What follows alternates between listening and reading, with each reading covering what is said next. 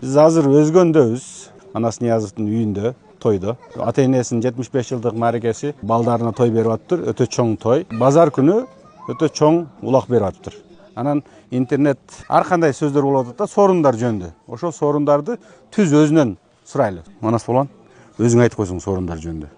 Базар күнгү чоң улактын сорундары кандай болот? Буюрса базар күнү улак мына жалаатан первалан түшкөндө компромат болот. Кемпироват деп коебуз. Ошол жерде көлдүн жээгинде болот. Буюрса сорундары жаңы машиналар сайлат. Машинадан бир чөтөртө бар. Төөлөр бар. Төөлөрдөн канча? Төөлдөн 100 төө кылып саябыз. 20 дай тирик төө саябыз, калган кабинет кылабыз.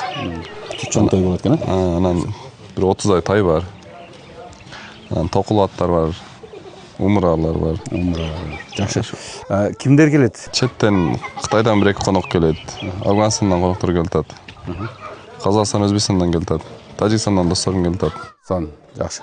Ошо урматтуу туугандар, мына өзүңүздөр түз Манас Палуандын оозунан уктуңуздар, сорундар жөнүндө келиңиздер, тойго улак чабыңыздар, ойноп кетиңиздер.